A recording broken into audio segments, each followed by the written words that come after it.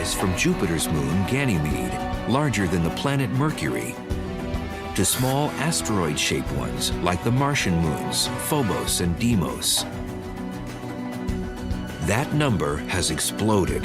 In 2007 alone, scientists announced the discovery of 20 new moons around Jupiter, 1 around Saturn, and 3 around Neptune. What happened is astronomical telescopes had available to them what are called CCD cameras. So these are digital cameras that almost everybody has nowadays.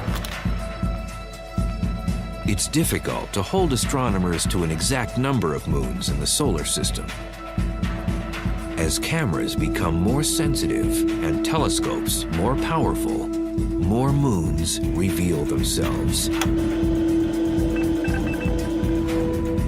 Moons are classified in 2 distinct ways. Those, like our moon, travel in nearly circular orbits above their planet's equators and are called regular moons. While our moon formed from an impact, all other regular moons coalesced from the gaseous stew surrounding their parent planets, a process known as accretion. The classic example of regular moons would be the Galilean moons of Jupiter: Io, Europa, Ganymede, and Callisto. The material that is going to form Jupiter too, but extended a little bit, that material accumulates into the moons. Moons that follow elongated orbits, highly tilted to their planet's equators, are called irregular moons. Most of these move in retrograde orbits, clockwise if their planet rotates counterclockwise. Phoebe, the newly discovered moon orbiting Saturn, is a perfect example. She began her celestial life as an independent traveler, orbiting the Sun before being captured by the more massive Saturn. Whether regular or irregular, moons must fall within the gravitational reach of their parent planet. The limit of these orbits is known as the heliosphere. This phenomenon is named after George William Hill, an American astronomer from the mid-1800s. So a heliosphere is this region around the planet that moves along with the planet, inside of which the gravity of the planet overwhelms the gravity of the Sun. The moons of Mars, Deimos and Phobos, operate very differently within the heliosphere. If the planet is rotating faster than the moon it orbits, like Deimos, the tidal forces between the two actually shove Deimos out further and further. Phobos, on the other hand, is rotating faster than Mars rotates.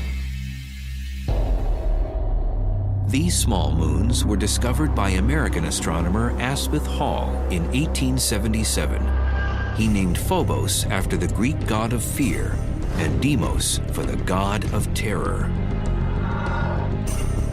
Tom Duxbury was part of the Mariner 9 mission that first photographed the 2 potato-shaped moons in November of 1971. This was late at night in a cold, rainy, dark, dreary day, and I looked at this and I turned the picture sideways. It looked like a skull. And it was such an eerie thing.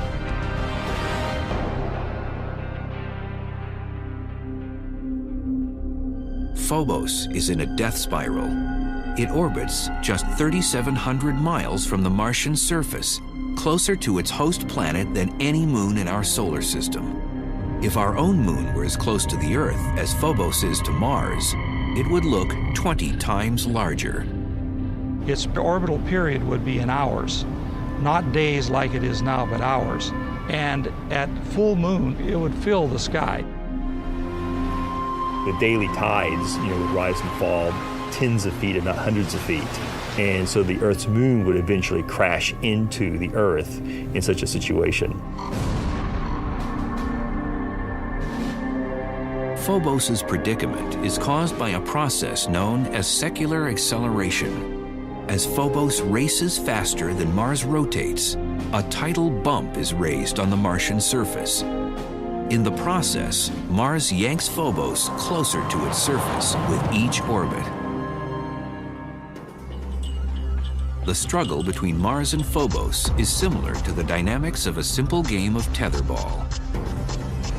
Imagine the ball as the moon, the pole as the planet, and the rope between the pole and the ball as the planet's gravitational pull. What we see is that the gravity would pull the moon in such a way that it speeds up. It goes faster and faster, and it works its way until it eventually hits the pole. That's exactly what's happening to Phobos. Phobos is going around Mars faster than Mars rotates. That tidal interaction is pulling Phobos in closer and closer and speeding it up in its orbit.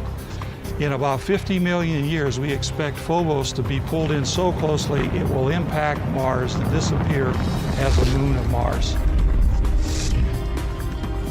On the other hand, Deimos, the further out moon, is going slower than Mars rotates. And so it's unwinding the string in the opposite way. And what we see is Deimos is going further and further away from Mars.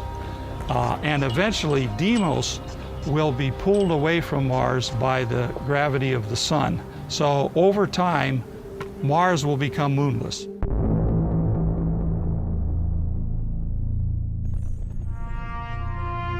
Because Phobos outpaces the rotation of Mars, it appears to rise in the west and set in the east.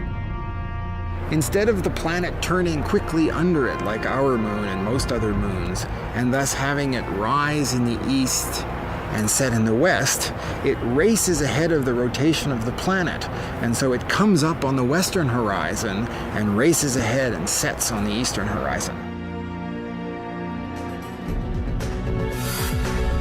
It will be another 50 million years before Phobos completely disappears. Before then, it may prove useful for the eventual colonization of Mars. Science fiction writer Arthur C. Clarke speculated on this idea in his book, The Sands of Mars. Although there is no real reason to colonize Phobos itself, its close proximity to Mars makes it a natural way station. From a gravity standpoint, it's much easier to go to Phobos, which has no gravity, than it is to fight the gravity of Mars to get down to its surface. From Galileo to Stanley Kubrick, the giant planets of the outer solar system have tantalized our imagination with their enormity. But in reality, exploring them is tantamount to suicide. The overwhelming pressure from Jupiter's massive atmosphere would make it almost impossible to function. But the moons of these behemoths may provide a more promising platform for exploration and even future colonization. Are these prisoners of Jupiter's gravity, hostile worlds with little chance of sustaining organic life? Or might they provide a safe haven for future generations of planetary explorers? Until recently, very little was known about the moons of the gas and ice giants. Most of them remained hidden in the glare of their parent planets. Today, modern telescopes and unmanned space exploration reveal a realm populated by a host of moons, from planet-like spherical worlds to misshapen ones barely 30 miles across. Jupiter, the largest planet in the solar system, is a moon magnet. Nearly 4.5 billion years ago, it began as a massive gas cloud collapsing in on itself. This process, known as accretion, formed the beginnings of the Jovian system. While nearly all the gas and spinning material went into forming Jupiter itself, a very small percentage clumped in small eddies within Jupiter's orbit. These miniature accretions solidified into Jupiter's regular moons, Io, Europa, Ganymede, and Callisto. As Jupiter coalesced, its massive gravity began adding to its menagerie, little remaining bits from the birth of the early solar system. The giant planets formed early in a gas-rich environment when there was lots of little flotsam and jetsam around the solar system still to be captured into orbit. The number of Jupiter's moons ranges from 60 to over 200, depending on who's counting. What's clear is, if you could stand at the edge of Jupiter's gaseous atmosphere and look to the heavens, you'd see a magnificent dance of lunar objects. It would look pretty cool to be able to see the moons. Every so often you'd see Io come by. Every second time Io comes by, you'd see Europa at the same time. And every 4 times Io comes by, you'd see Ganymede. One member of this Jovian cast is so battered by Jupiter's great mass that it's literally bursting from the inside out. In February of 2007, the New Horizons spacecraft, eventually bound for Pluto, focused its cameras on Io. About the size of Earth's moon, it orbits 263,000 miles from Jupiter's surface. What sets Io apart from the other Jovian moons is its spectacular volcanism. New Horizons cameras captured detailed photos of glowing lava scattered across Io's surface. A huge 200-mile-high dust plume rose above the surface of the molten moon. Io, like all Jupiter's regular moons, is named after a lover of the god Jupiter from Roman mythology. It was discovered by Galileo in 1610, first photographed by Pioneer 1 in 1974, and again by Voyager 1 in 1979. Its pulsating activity has puzzled and intrigued scientists for decades. Leaving Io is about a ton per second of material.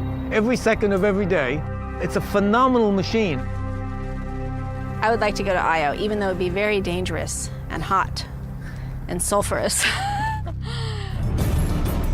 Io is too small to have maintained a molten core since its formation. Another mysterious process must be responsible for its heating. Io's entire interior may be molten because it's squeezed so much as it's orbiting around Jupiter. This process is known as tidal heating. The massive gravity of Jupiter is causing friction at the inner core of Io. Much like a sculptor needs a cold lump of clay, Jupiter is endlessly creating its own masterpiece. If a moon gets a little bit of tidal heating, it becomes malleable. It can be stretched out like clay and deformed by the gravity of the parent planet. The surface of the moon is cold. It breaks, like pulling clay apart quickly. It'll break. But the interior, where it's warm, can literally flow and stretch and be kneaded by the gravity of the parent planet. Most regular moons have circular orbits. To produce tidal heating, a moon must be in a more oblong orbit, where the distance from the host planet changes radically during a single revolution. The only way to produce these eccentric orbits is if another moon's gravity disrupts it. When a moon is in an eccentric orbit, a non-round orbit, it gets closer and farther from its parent planet. When it does, it gets squeezed, it gets pulled apart when it's closer. Io is in orbital resonance with its companion moons Europa and Ganymede. While Jupiter and Io struggle to find a synchronistic relationship, Europa and Ganymede are yanking Io in opposite directions. Jupiter yanks back, and Io gets stretched and squeezed in the process. The tidal heating on Io, which is responsible for its prodigious volcanoes, has a secondary side effect. It creates the largest stationary visible object in the solar system, a massive gas cloud 500 times the size of Jupiter. In 1990, Professor Michael Mandillo and his team from Boston University discovered a large gas cloud spanning the huge distance from one side of Jupiter to the other. They were the first to photograph the entire nebula, discover its origins, and the mechanism that keeps it growing. Now, Io is small, so it doesn't have much of an atmosphere. But these volcanoes are continually providing material that could be an atmosphere. But you might ask, well, why isn't have a tremendous atmosphere if all the volcanoes have been going on for eons? Well, it's because the material escapes. The key gas is sodium. Even though it only makes up 5% of Io's ejected materials, it's easily detectable by telescopes on Earth. Sodium emits an orange glow. In fact, sodium is commonly used to illuminate streetlights in many cities across the world. The sodium and the other gas molecules are pelted by light from the sun and electrons in Jupiter's powerful magnetic field. Electrons and protons are knocked off some of these particles and ionized. Now in plasma form, these ions are taken on a ride by Jupiter's powerful magnetosphere. Its speed increases dramatically because it's been picked up by the magnetic field. It's like they're taking a ride on a cosmic carousel. The magnetic field lines are the holes here, and then every now and then, a sodium atom gets picked up along with its an electron. And now I'm in the Jupiter plasma torus with all the other ions and electrons that have been captured previously. And the ions and the electrons recombine, the neutral is not confined by the magnetic field, and it goes off at a much higher speed. And that's enough to escape from Jupiter. And they form the largest visible cloud of gas that's permanently in the solar system.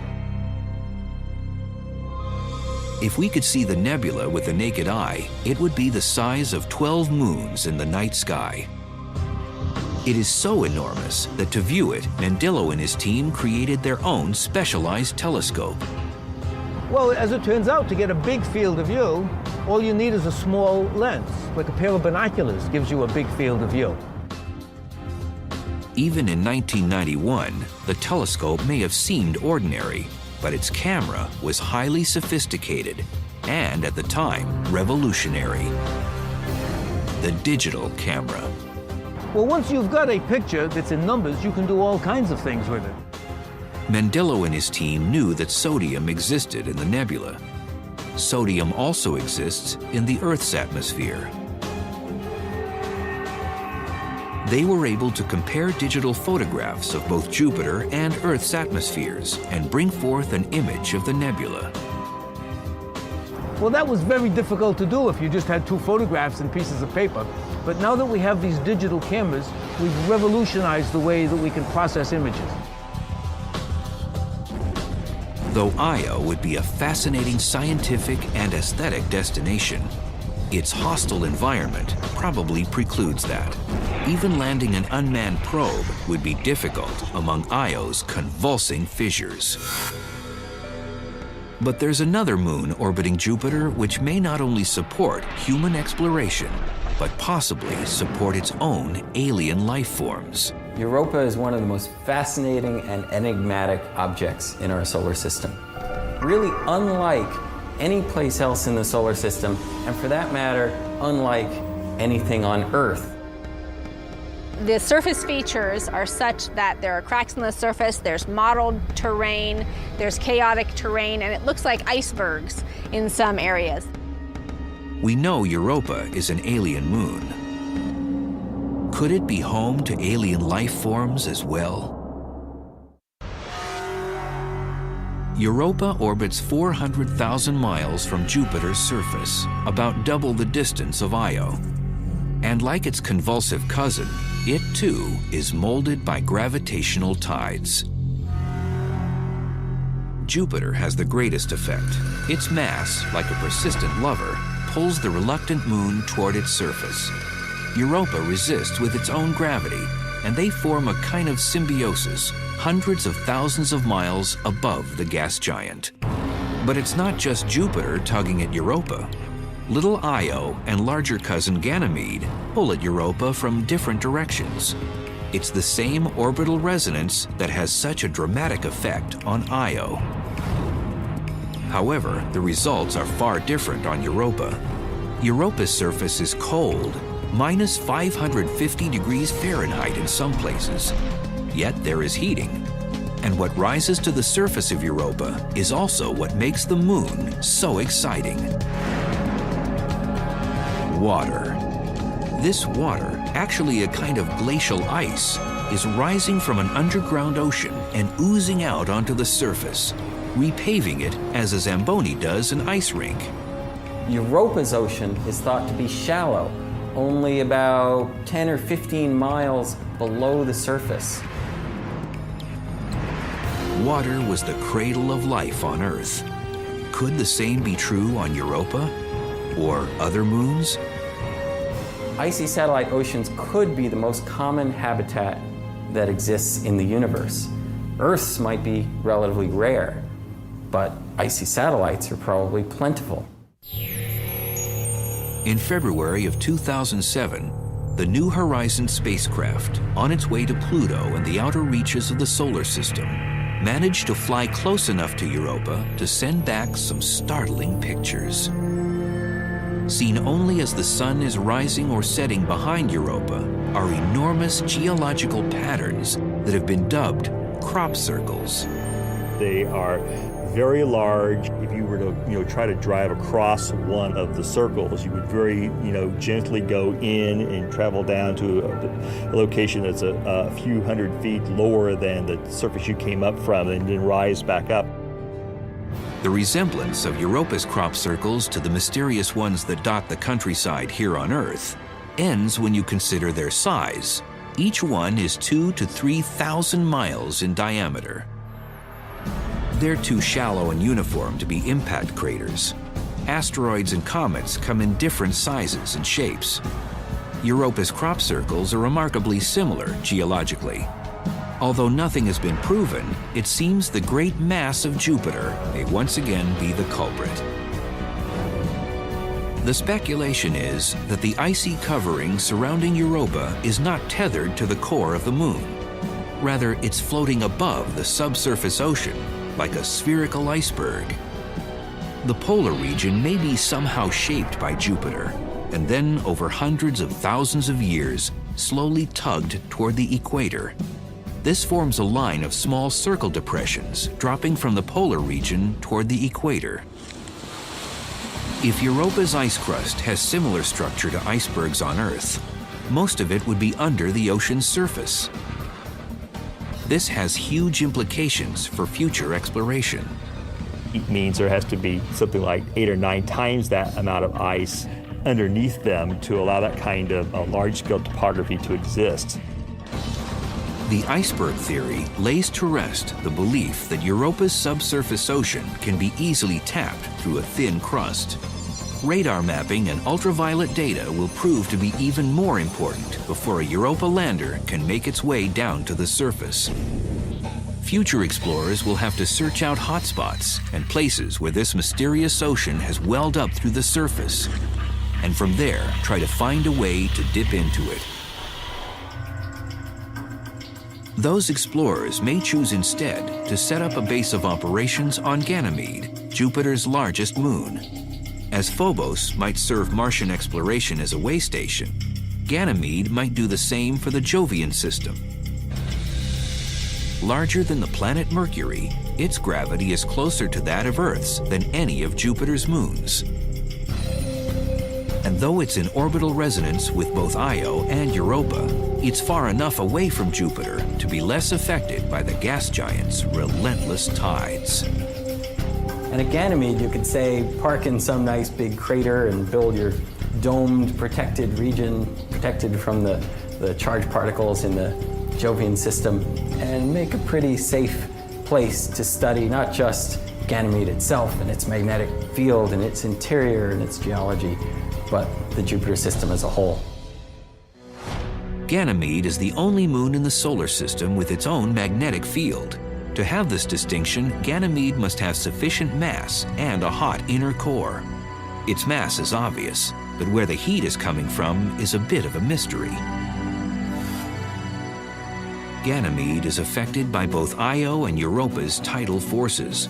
but measurements on its orbit indicate that it's round enough to avoid the squashing and stretching that its smaller cousins endure from Jupiter. So the thought is maybe something happened in Ganymede's past to change its orbit slightly, and maybe its eccentricity got kind of haywire for a little while and generated a lot of heat within Ganymede, caused the core to be hot. We don't really know. What we do know is that New Horizons' recent flyby of the Jovian system gave us a tantalizing glimpse at the wonders that await us on Jupiter's alien moons.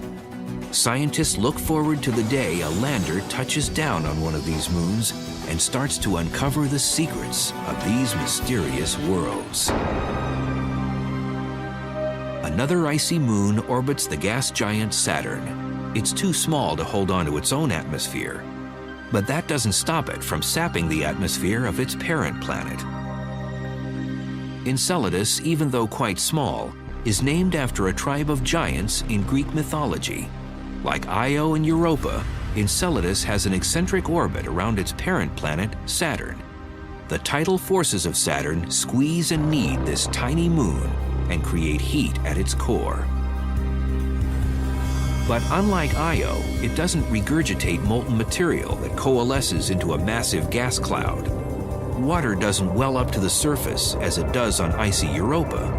No, Enceladus actually spits plumes of icy water into the atmosphere of Saturn. So we don't call it a volcano, it's more like a geyser. The water vapor is then in orbit around the little tiny moon, or because it's near Saturn, Saturn's gravity can pull it into the planet. Interested by their work on the Taurus of Io, Michael Mandillo and his team at Boston University began to consider Enceladus's effect on Saturn's atmosphere. And it turns out that water is a wonderful catalyst to have the ions and electrons recombine. Before Cassini, scientists relied on computer models to determine atmospheric conditions surrounding Saturn. They indicated that Saturn should have a very robust ionosphere. Surprisingly, Cassini's data indicated that Saturn's ionosphere was only 10% of what computer models had predicted. It seems that the icy water ejected from Enceladus is neutralizing the charged particles in Saturn's ionosphere. Commit. Liftoff. Scientists had learned, quite by accident, the effect water can have on Earth's atmosphere. In 1973, when NASA launched its Skylab workshop, it launched its last gigantic Saturn V rocket, the moon rocket. And it had never had a launch that allowed the space vehicle to keep its engine burning as high as the ionosphere. Well, this gigantic engine dumped a ton per second of water vapor, which comes out of a giant rocket motor, into the ionosphere. And the ionosphere nearly vanished on that day. It blew a gaping hole in Earth's ionosphere, the top layer of the atmosphere. A hole that took the sun's ionizing radiation 24 hours to repair. However, on Saturn, where Enceladus continuously dumps 6 tons of water per minute into its atmosphere, the long-term effects have been significant. There's no worry that Enceladus will strip away its parent planet's ionosphere completely, but this tiny moon, only 300 miles in diameter, has gotten the attention of the scientific community and Saturn itself. While we prepare probes to Phobos and Europa and study data from Enceladus and Io, an entirely new set of moons has literally just come into the picture. Before the 1990s, most astronomers agreed that there were only 34 moons in the solar system. Most of those were regular moons like our own, spherical bodies that orbit their host planet in the same direction it rotates. But a handful of these satellites were what's known as irregular moons. These freakish moons follow elongated orbits. Their orbits are often tilted, and they rotate in the opposite direction of their host planets. They look like flying potatoes or splinters or misshapen lumps. They've been hard to find before now because they're very small and they're also usually very dark. The The advent of digital photography and the use of light-sensitive optics changed the lunar terrain within a decade. Dr. Brett Gladman from the University of British Columbia discovered his first irregular moon in 1997 at the Palomar Observatory. Since then, Dr. Gladman has brought to light 17 previously hidden objects in the solar system. So you detect objects in the outer solar system by observing them move relative to the background stars and galaxies, which are stationary. So if you take a picture of the sky and you wait an hour, and you take another picture of the sky, none of the stars and the galaxies will have moved, but distant objects in the outer solar system will displace by a visible amount between the two pictures. And so by comparing the two pictures, you can see, as we have here, a moving target. The object could be a comet or an asteroid, or, if it orbits a planet in a retrograde fashion, a new irregular moon. Another important distinction between regular moons and their irregular counterparts. Irregular moons are captured. That is, they formed independently of their host planet and most likely were part of the debris that originally formed our solar system. Phoebe, the largest irregular moon orbiting Saturn, is a classic example. Phoebe orbits Saturn very far out. It has a very elliptical and very inclined orbit. It orbits in a retrograde direction. Voyager images suggested that this thing looks like it could be an asteroid, and so people thought maybe it is a captured asteroid. Now we know from Cassini it's a very water ice rich body. That pretty much rules out the asteroid belt. The thinking is that Phoebe could very well have come from the Kuiper belt, way out in the outer reaches of the solar system. The Kuiper belt is thought to be the debris left over after the solar system formed. It revolves around the sun beyond the orbit of Pluto. However, another theory suggests something altogether different. It's much more likely that Phoebe formed in an independent orbit around the Sun and then was captured into orbit around Saturn, whereas most of the other objects that formed near Saturn's distance were either accreted by Saturn or ejected from the solar system. Phoebe would then be made of the planetary debris that was floating around Saturn at the time of its birth. And possibly it's made up of different material than some of the irregular moons orbiting Jupiter. If this is the case, astrogeologists may be able to discern and compare the different ingredients that birthed these two gas giants. Three main theories currently exist as to how Phoebe and its other irregular counterparts lost their independence. Two suggest the irregulars were captured as the solar system was still forming and the planets were still an accreting blob of gas and debris. The gas drag theory is the most straightforward. Thick gases were swirling around the accreting planet when a comet, asteroid, or a shattered combination of both passed through the gaseous mixture. We know that the giant planets built their regular satellite systems in a large accretion disk around each of the planets, sort of like a mini little solar system forming around each planet. And the gas and dust that was in that disk can also serve in its outer regions as a source of friction where passing planetesimals formed independently are slowed down a little bit and captured into orbit. The second theory is really a variation on the first. It's sometimes called the pull-down theory. Here, instead of an object being caught by simply passing through the accreting gases, it is unsuspectingly pulled into the forming planet's orbit by its growing gravitational pull. The gas drag and pull-down theories of capture work well for both Jupiter and Saturn because their mixture of ingredients was massive enough to slow down these passing objects. But what about the icy giants, Neptune and Uranus? Because of the extreme cold, they formed much more slowly, and it's difficult to believe that their icy accretion mixture contained enough mass to snare a passing piece of the solar system. Yet both icy giants have their own irregular moons. Hence a third theory. three-body interaction. You discover that many of the objects are actually more than one object. They're usually two objects often, that because they're both more or less the same size as the other in a binary relationship, instead of being a big object with a small object going in orbit around it like this, it's two more or less similar sized objects going around a common orbit. Between the two of them is called the barycenter. A binary pair exists when two objects of the same size are tight enough to the barycenter to prevent a third larger object from splitting them apart. But when one of the binary pair is significantly larger than the other, the more massive third object has a greater chance of separating them. The smaller one will tend to have the much bigger orbit swing out further. This brings the smaller object close enough to the planet to be captured, while its partner is slung out into an independent orbit. One bizarre moon seems to defy classification.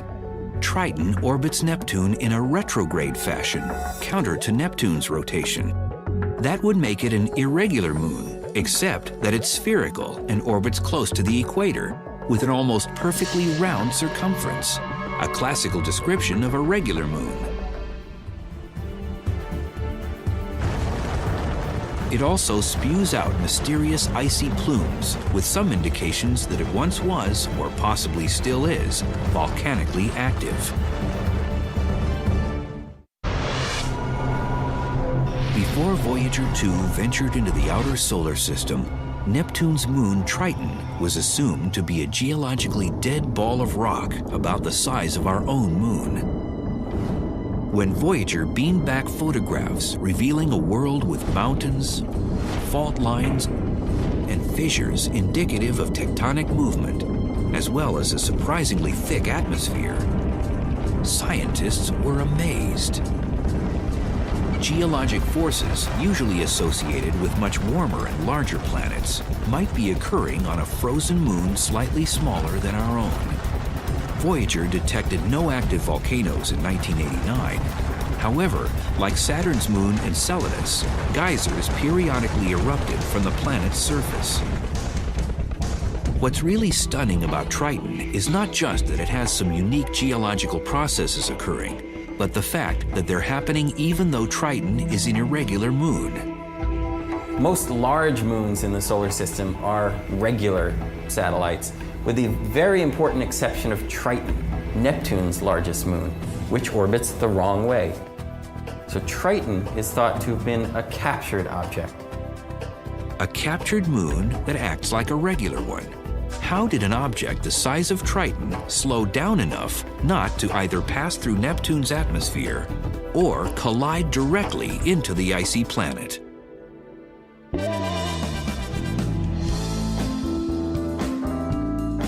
There's no sure bet, but some theories carry better odds. Much like gamblers at the roulette wheel, Triton and Neptune played the odds and trusted to luck.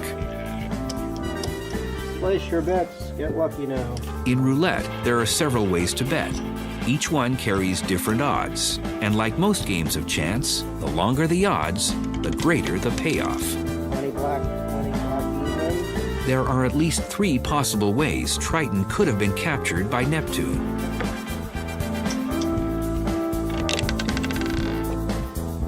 All 3 hypotheses are physically possible, but the first one, the idea of gas drag, is the least likely simply because the period of time in which Neptune had a disk of gas and dust which could have captured a proto-Triton object was a very short period of time, and so the window of opportunity was very small. So that's like betting on the green zero on the roulette table. More likely is the possibility that the proto-Triton sometime in solar system history crashed into a set of regular middle-sized icy satellites, and it was the collision which gave us Triton. And that's like betting on the first third of the numbers on the roulette table, so you have like a 1 in 3 chance of that taking place. Your best bet is to bet on the even numbers. There you have a 1 in 2 chance of things happening, and the best bet for the capture of Triton right now is this binary capture hypothesis, because there we know there are probably thousands of objects that have existed in the Kuiper belt that would have the right size and be partnered with another even larger object, and Neptune could capture one of them. No one knows for sure which number paid in the early days of the solar system when Neptune captured Triton. However, once Triton began orbiting Neptune in an irregular fashion, it started obliterating anything that got in its way.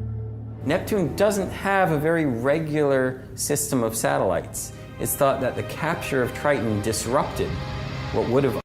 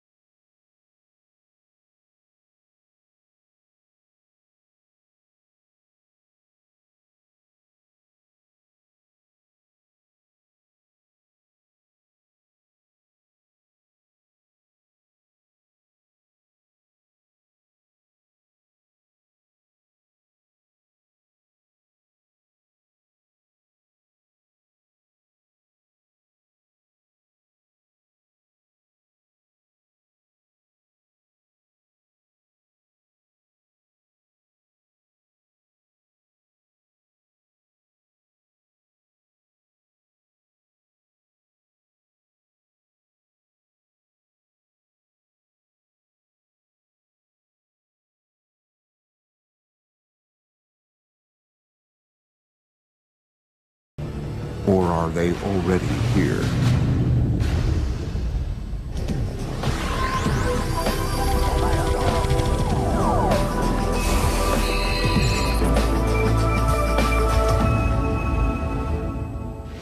This is the Santa Catalina Channel, a 26-mile wide stretch of the Pacific Ocean separating the city of Los Angeles from Catalina Island. According to experts, these waters, portions of which might be as deep as Mount Everest is high, may contain some of the world's darkest mysteries. You are seeing an unidentified flying object. It is not a hoax. It is real. The film was taken by Leland Hansen while filming Catalina Island from a helicopter. In recent years, escalating reports of unidentified submerged objects, or USOs, flying into and out of the channel have caused great concern to local residents and researchers. The whole area here is just a huge hotbed of UFO activity. I've uncovered probably 200-300 cases of UFOs flying over the mountains and over the water here. It's just a huge hotspot. Preston Dennett is the author of UFOs over California. He has been investigating USO activity in this area for almost 20 years. Actually, there was a huge wave of sightings over the Santa Monica mountain range on June 14, 1992. The witnesses counted a total of about 200 objects. What's interesting about this case is these objects came from below. Normally when someone sees a UFO, it comes out of the sky like a star. They see a star-like object and it comes swooping down. These came from below to above. June 14th, 1992, 10:24 p.m. For almost 2 minutes, the waters of the Pacific Ocean explode with light as hundreds of bright, disc-like craft are witnessed flying out of the water together. Similar to other reports of USOs exiting the water, these craft emerge from the Pacific in almost complete silence. They reportedly hover for a moment before bursting into space. Reports of this incident were phoned into local police departments as far away as Malibu. The following is an actual call that was placed on that day. Officer, Sheriff Station. Did anyone report anything strange tonight? Can you be a little bit more specific? Strange, lights. Lights? Yes. What exactly happened to you? I'm ashamed to tell you because I think you're going to think I'm crazy. We saw what we thought was a bright light up in the sky. Okay. We could hear. It wasn't a helicopter. I'm telling you, I have never been more frightened in my life. According to Dennett, the incident was also reported to the U.S. Coast Guard sector in Long Beach, which ultimately declined the search request. This 1992 event was the second in Los Angeles in 3 years. On the dark, foggy morning of February 7th, 1989, scuba divers, boat sonar systems, and people on the shore witness a long, dark, unidentified craft dive out of the Pacific. For about 90 seconds, the USO rests just above the surface before emitting about a dozen smaller, fast-moving objects. 60 seconds later, the craft dives back underwater. Its last reported sonar heading was south toward the Santa Catalina Channel before it disappeared. And it involved dozens of objects which were seen off the coast of Marina del Rey. On occasion, some of these craft would emit smaller craft, about 20 feet in diameter. And these were seen moving underneath the surface of the ocean, and they were coming in and out of the water. As the 1947 incident at Roswell sparked worldwide curiosity about flying saucers, these events near Los Angeles have sparked a current wave of research into the capabilities and threats of so-called USOs. The oceans of the world covering, 70% of the planet, they hide a lot of history and a lot of mystery. There's a very good reason for a whole society of creatures, sentient creatures, advanced creatures living underwater because nobody goes there.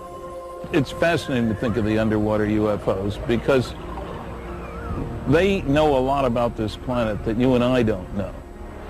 Unique to the USO phenomenon is the reported ability of these craft to multiply and break apart. One such astounding case has become known as the Golfo Nuevo event.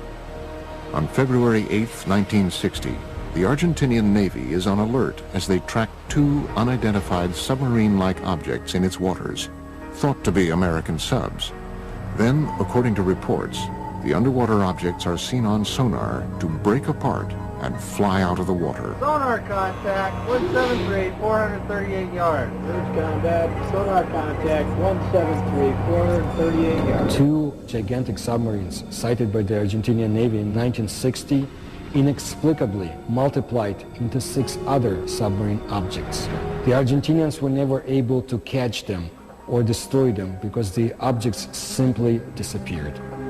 The case even caught the attention of the Soviet Union's most senior officials. Nikita Khrushchev, who was the leader of the Soviet Union at the time, was so much intrigued by the whole story that he sent his diplomatic attaché in Buenos Aires to find out what's been going on. While some researchers contend that these reported cases might be nothing more than military submarines firing torpedoes, others argue that submarines were not capable of firing 6 or more objects in 1960. Late USO researcher Ivan T. Sanderson's 1970 book, Invisible Residents, was the first to analyze the USO phenomenon. He reports on another remarkable example of USO behavior. In March 1963, the U.S. Navy submarine exercise is progressing as planned 100 miles off Puerto Rico. Suddenly, one Navy sub abruptly breaks from its assigned route after picking up an unidentified object traveling at speeds in excess of 150 knots. The submarines are astonished by the depth at which the unidentified craft is moving, 20,000 feet underwater. It gave the acoustic signature of a single propeller type of motion through the water, and it was tracked at depths down to 20,000 feet, whereas a typical crush depth for a submarine would be 7,000 feet. So this thing, whatever it was exceeding the technical capabilities of submarines at that time and even today. The vessel is tracked for almost 4 days by the entire carrier group. The object would reportedly propel away at impossible speeds and then stop and rest, allowing for continued tracking by the Navy. Reports about this event were sent back to Sinclair Fleet Headquarters in Norfolk, Virginia. However, an official determination into what was seen on sonar that afternoon was never made. But according to reports, the Navy lost track of the craft after midnight on the 4th day. It was never picked up on sonar again. Nobody advanced a theory as to how something could move that fast. We have reports of USOs going into and out of the water, but we don't have any of the technical data. Flying saucers that are above the ground, people see them.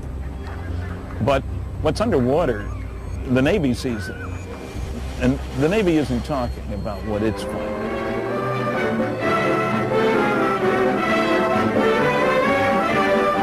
Inflating an immense balloon aboard the USS Norton Sound, the Navy prepares for further study of the elusive cosmic rays somewhere in the Pacific. That's the news. A secondary consideration clears up the mystery of the so-called flying saucers. For it is these monsters which rise 19 miles and attain diameters of 100 feet that have been mistaken for the apparitions called flying saucers. At great altitudes, they tell us, these elongated enormities flatten out like plates. Mystery ended. But reports from around the world continue. Another extraordinary case is reported in the international press beginning on November 11th, 1972. A fast-moving submarine-like object is picked up on sonar in the Sonja Fjord off the west coast of Norway by the Norwegian Navy, which hunts it for 2 weeks. A fleet of surface ships and specially equipped sub-hunter helicopters are assembled to find the object. On November 20th, 1972, the USO is seen visually for the first time. It was described as being a massive, silent, cigar-shaped object.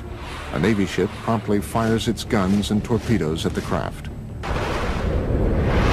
Some ship actually saw it on the surface and fired at it, but it dived, and then they started dropping depth charges. Although all the articles treat this as a submarine, the fact of the matter is nobody was able to identify it as a submarine. After tracking the object for almost 2 weeks, the Navy devises and executes a plan to blockade the fjord and trap the USO. They tried to seal off this fjord so nothing could get in or out. Nevertheless, after 14 or 15 days, this thing disappeared. So that may mean that this object, whatever it was that was tracked by the Navy, was not a submarine at all, but an unidentified submerged object. Coming up, did Christopher Columbus and his crew witness USOs flying into and out of the Atlantic on October 11th, 1492? One of the earlier cases comes all the way back from the day before Columbus Day in 1492, before there was a Columbus Day. And it happened on the Santa Maria.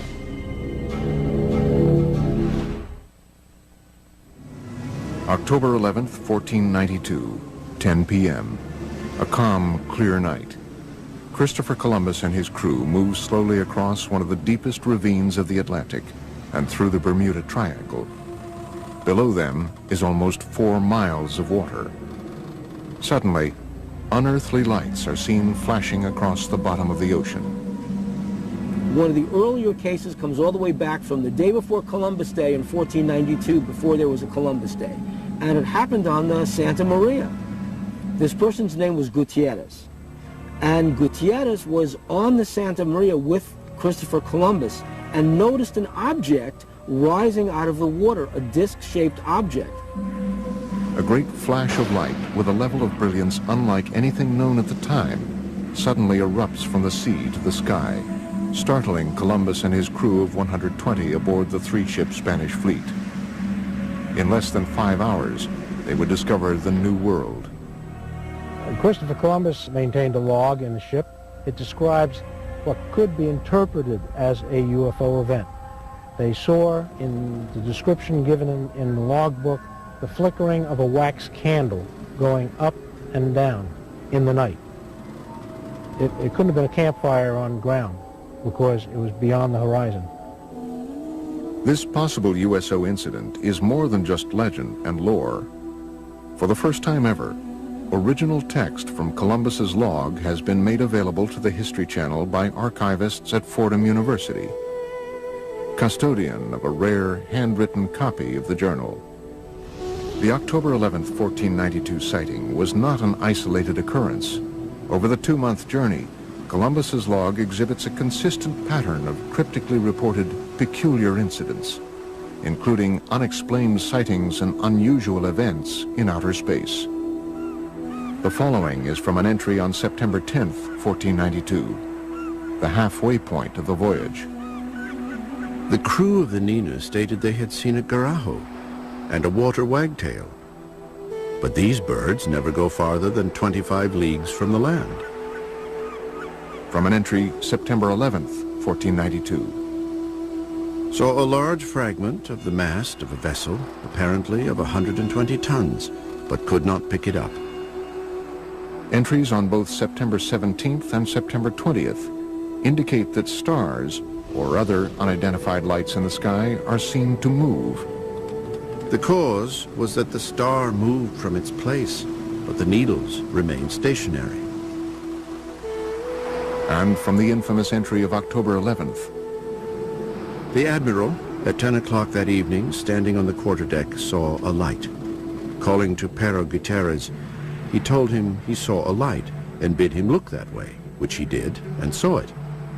The Admiral again perceived it once or twice, appearing like the light of a wax candle, moving up and down.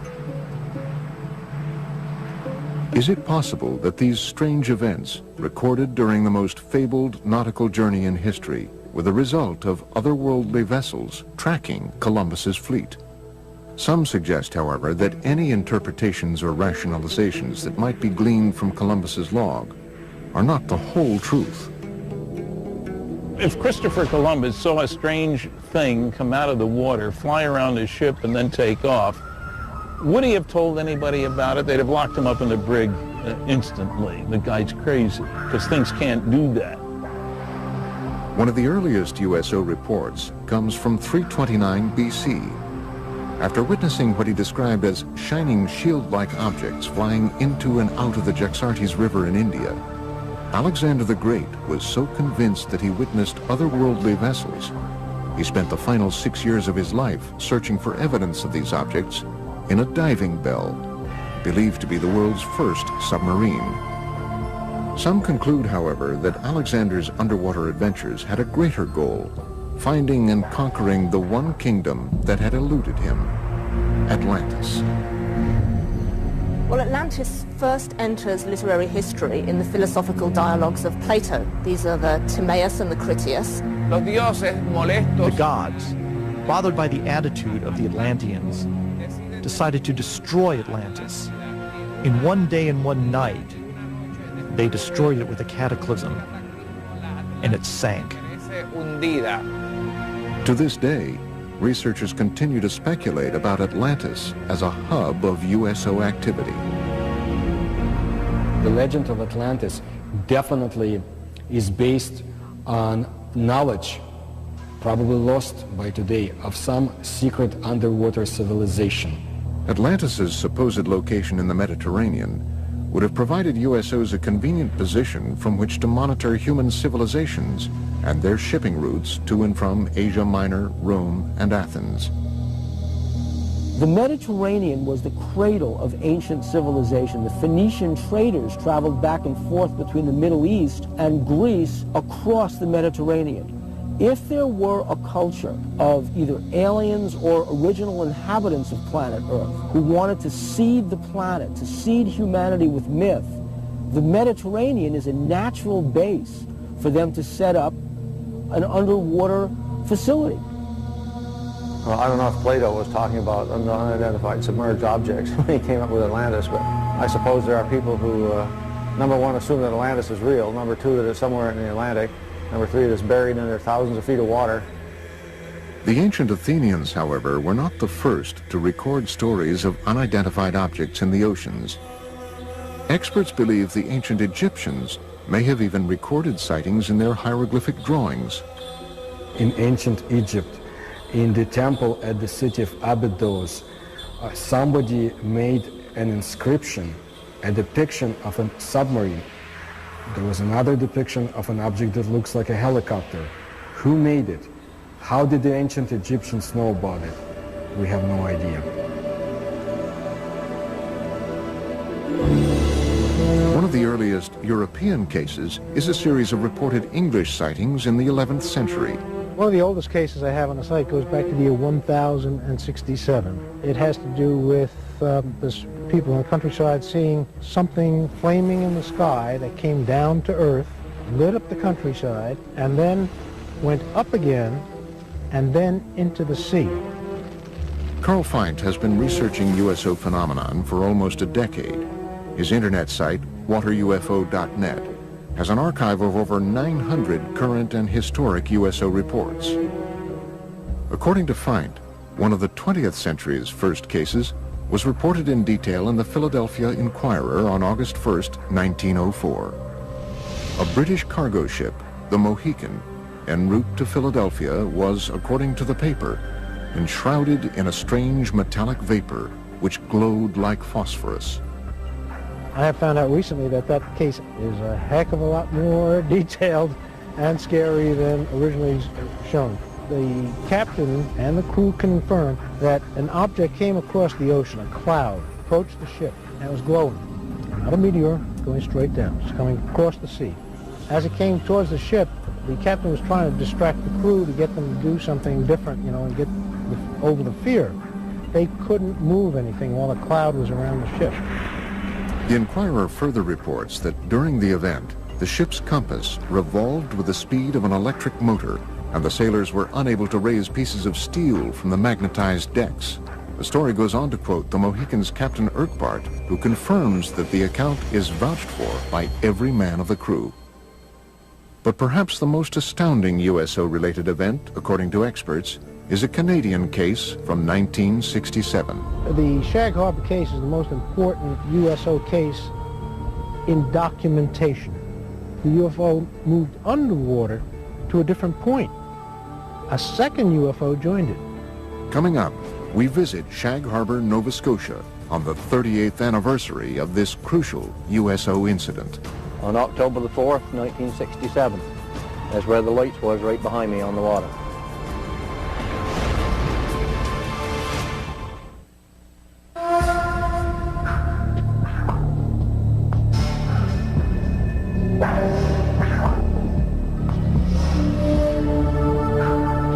Years ago today, October 4th, 1967, approximately 20 after 11 in the evening, something happened in Shag Harbor that became quite memorable in later years. The night of October 4th, 67 has become known as the night of the UFOs among many UFO researchers. The Shag Harbor incident has become the best known aspect of that night. Chris Stiles and Don Ledger have spent the past decade researching the 1967 Shag Harbor USO incident. The case, widely reported throughout Canada at the time, had been largely forgotten in subsequent years. Their 2001 book, Dark Object, reopened the case, shedding new light on the many reported USO events of that night and the weeks following. The reason that the Shag Harbor incident came to the forefront and kind of eclipsed the importance of the other sightings from the night of the UFOs is simply the fact that it's the one case where something came down out of the sky and crashed into the water. You know, it made a noise, it made a flash. It's also unique in the sense that nobody reported a UFO. Several calls came in very quickly to the nearby Royal Canadian Mounted Police Detachment, and those reports said simply that people had seen lights, or perhaps an aircraft had crashed into the waters of what they called the Sound. The interest and the concern was totally for the possibility of survivors. Nobody reported a UFO.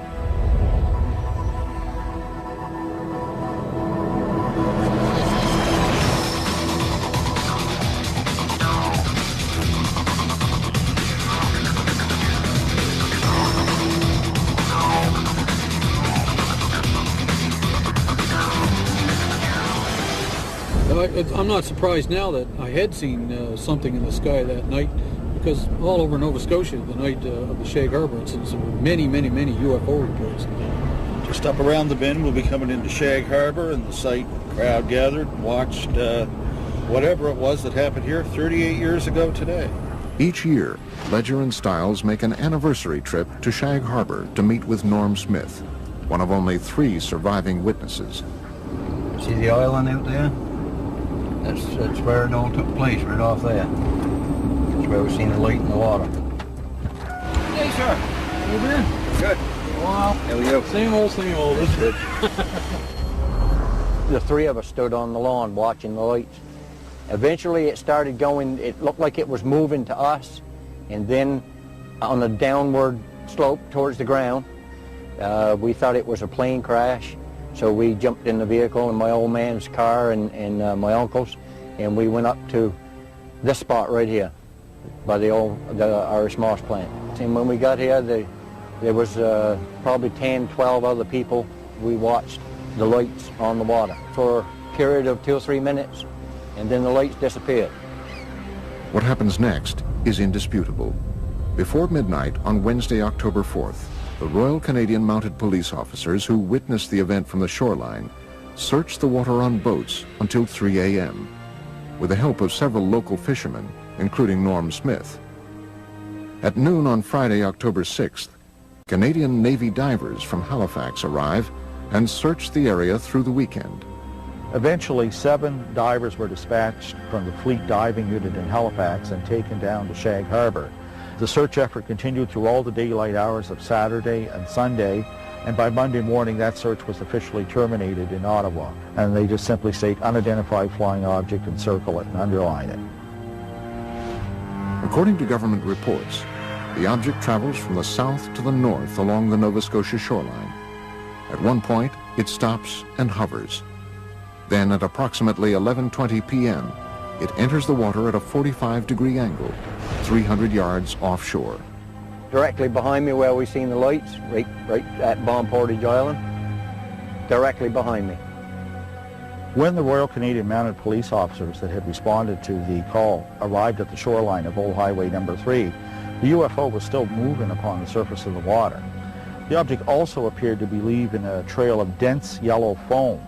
In the weeks following October 4th, the story becomes even more mysterious. The case is front-page news across Canada, and as Ledger and Stiles report in their book, in the days just prior to the Canadian military's official classification of this incident as a UFO event, a second craft enters the waters of Nova Scotia to rendezvous with the first craft. Then this thing resumed its headway back down this way at about 4,400 miles an hour and came down through northern New Brunswick, straight down over the Bay of Fundy, across the southwestern tip of Nova Scotia, across this way, and went down in the water here. Authorities already knew the object was no longer there, that it had moved under the water and had come to rest on the seabed. It sat there for almost a week, right to the hour. And after that time, it began moving under the water to the Gulf of Maine with the aid of a second craft that was helping repair it. And the two of them broke the surface of the water and flew away out over the Gulf of Maine. Interestingly enough, there is a second report of a sighting 1 week in Shag Harbor of two sets of lights, one orange, one yellow, leaving the water and flying away. This case continues to inspire debate and continued research into the events of October 4th, 1967. There are a large amount of primary documents that support interpreting Shag Harbor as a crash scenario of a UFO. And in one of the paragraphs, it actually says a preliminary investigation has been conducted, and it has been discovered that this object is not the result of a flare, float, downed aircraft, or in fact any known object. I didn't know then, back 30-odd years ago, I didn't know whether it was a UFO or what it was. But nobody will ever make me believe that there was nothing there, because it was. Coming up, seen for the first time, video evidence of what might possibly be a USO emerging from the waters of Laguna Cartagena in Puerto Rico. And they are coming towards Laguna Cartagena. And later, a University of California scientist reveals that supersonic speed by deep-sea UFOs is not only scientifically possible, but likely. A region with perhaps the longest legacy of USO activity is the area around Puerto Rico. As the mysterious southern point of the Bermuda Triangle, the island has been at the center of USO debate for decades. Puerto Rico is a hot spot for underwater UFO activity, and it seems to match the pattern of other cases. Puerto Rico is considered in all of the Americas to be the place where there's the greatest number of USO sightings. Members of the Puerto Rican-based ufology group, Project Argus, agreed to lead a tour of some of the island's more notable USO-related areas. Laguna Cartagena is an isolated lake near the southwestern corner of the island. It has become linked to much of Puerto Rico's reported USO activity. I have been conducting investigations for years in Laguna Cartagena, where there's also a lot of secrecy about USOs.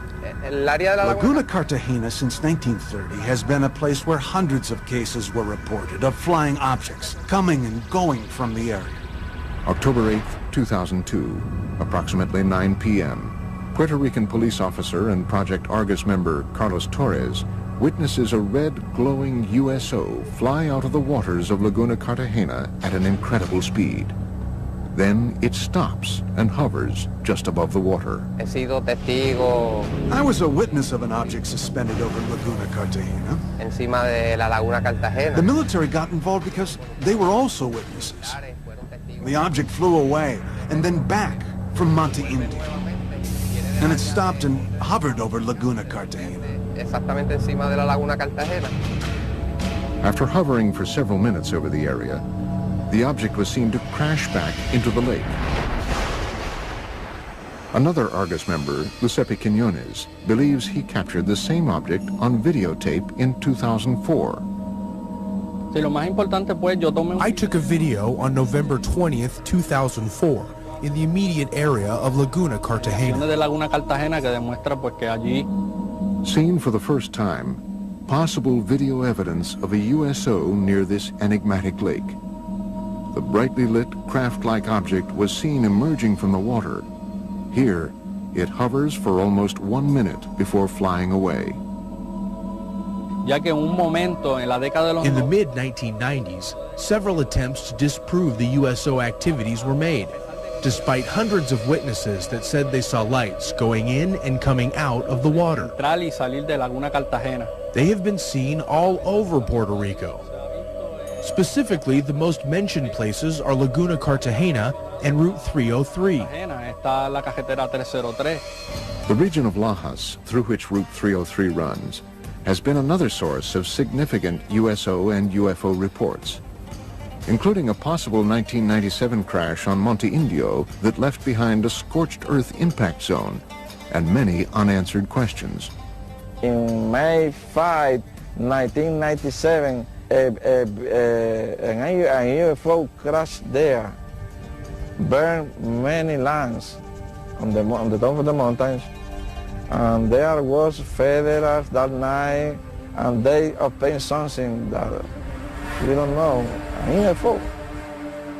After this 1997 incident, local government officials began to take USO and UFO reports more seriously. As a direct result, the mayor of Lajas, Puerto Rico, recently designated the roadway through the heart of Puerto Rico's UFO country as UFO Route 303. But for now, other USO-related events around the island are far more pressing for experts. In the hills around Lajas, a mysterious government aerostat, a tethered balloon-borne radar, is frequently launched up to 3 miles in the air, ostensibly to monitor air traffic and weather. However, USO researchers believe the balloon's real function is actually covert, to observe and record UFO and USO activity.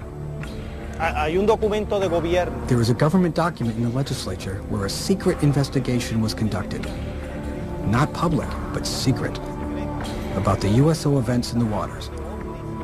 But the document states that they do not pose any danger to humanity.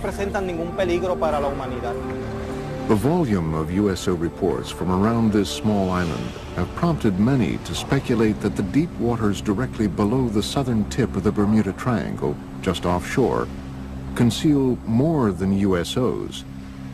Experts and researchers from around the world believe they possibly obscure a major USO base as well. It is suspected that there's a base between La Paguera in an area near Cabo Rojo. It is also supposedly very deep and cavernous, and it goes as far as Laguna Cartagena. The motive for them coming in and out of the water is so that they are able to enter in one area and come out in a different area in the underwater basins. Could all of these events simply be tied to local mysticism, or perhaps the cultural sway of the Bermuda Triangle? In Puerto Rican culture, the majority of the people here, even though they talk about the Chupacabra and the Bermuda Triangle, they do not believe in any of this. Or is there possibly something more? It's a reality. The USOs in Puerto Rico are real. There are hundreds of testimonies and witnesses. It's all real. I think that the UFO phenomenon is real. Here in Puerto Rico, there have been hundreds of cases. That is a reality. Coming up, possible photographic evidence of a USO exiting the waters of Gulf Breeze, Florida.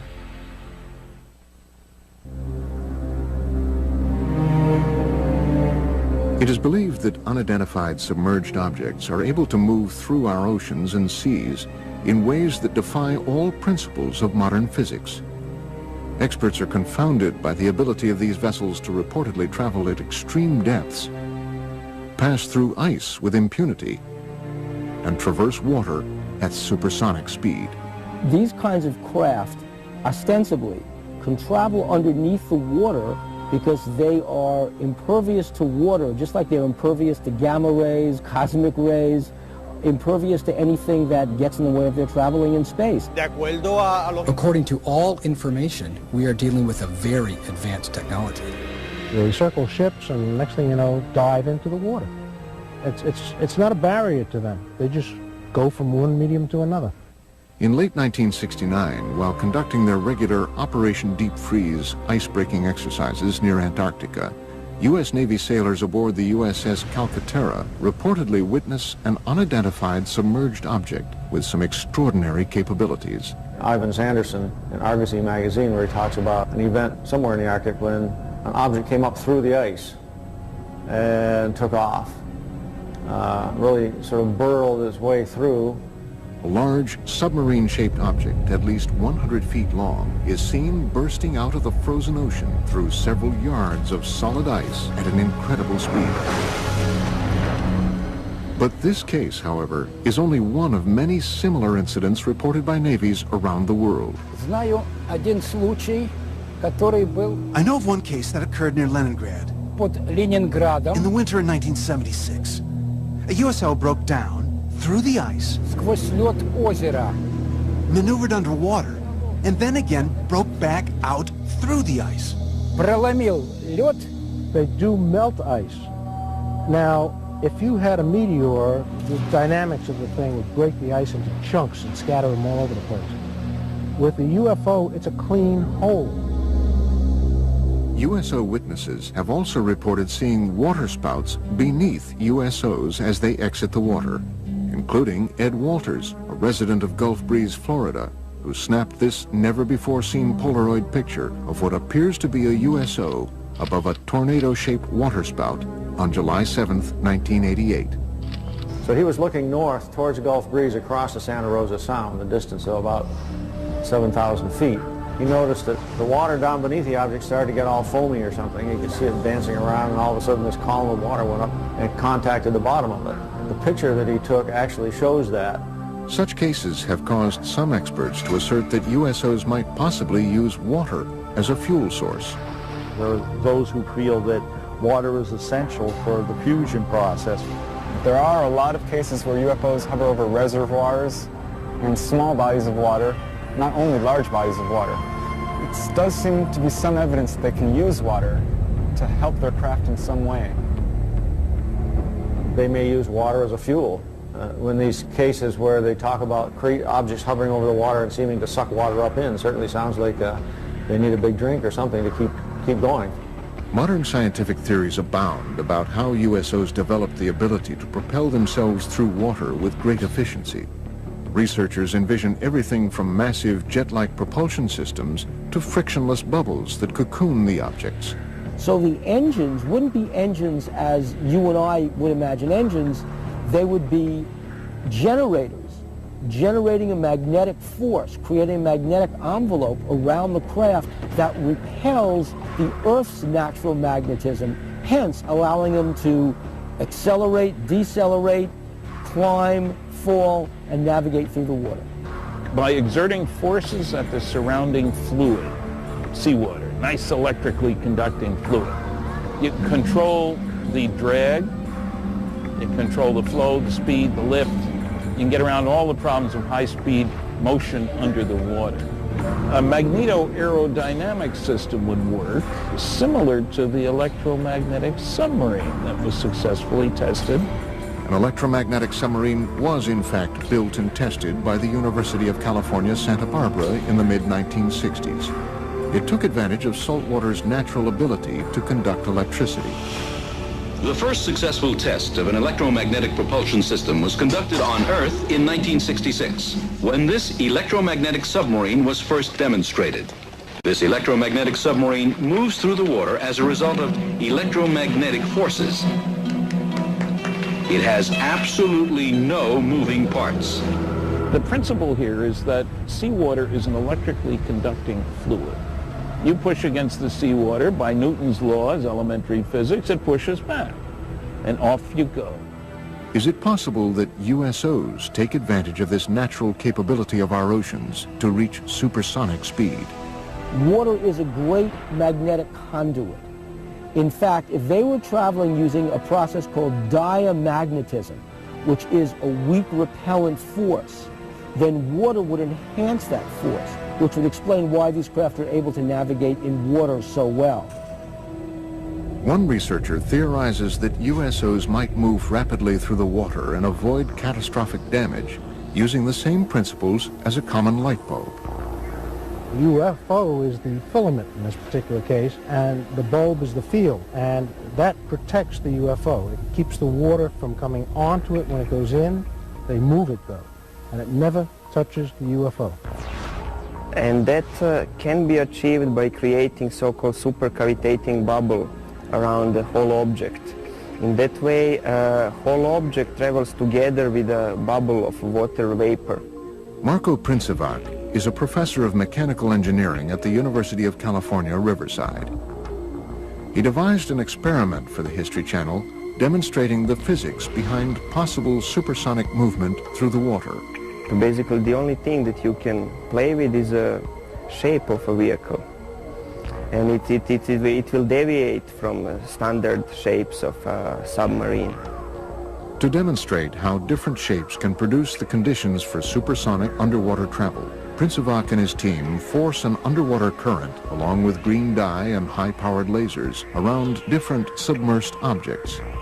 So if we have something called a streamlined body, we see that fluid flows undisturbedly around that body. This red streamlined object represents the perfect shape for a fast-moving underwater vessel. In direct contrast, the cube that is tested creates massive resistance all around the object. A good shape for an underwater supercavitating vehicle would be something similar to a return capsule of Soyuz or other space missions. The laws of earthly physics change dramatically underwater. Propelling an oceanic vehicle to supersonic speeds requires an amount of power greater than what man has currently invented. A vehicle that has a 5-foot diameter and we want to go at the speed of sound in the air, we would need an engine that can produce 15,000 horsepower. For the same vehicle to reach the speed of sound under the water, we would need an engine that can produce around 1 million horsepower. While it might be scientifically possible for USOs to prowl the oceans at supersonic speed, how have these craft developed the technology required to achieve this milestone? The many mysteries of these craft may never be fully understood, and that is exactly what provokes the greatest debate and distress among investigators and researchers. I think it's easier for us to land a man on the moon or even create a moon base than to land a man on the bottom of the ocean. If they're hostile and have come here to conquer Earth, they would have done it 1,000,000 years ago. We might be their creations for all we know. The Earth is conquered, we work for them, they live here, this is their planet.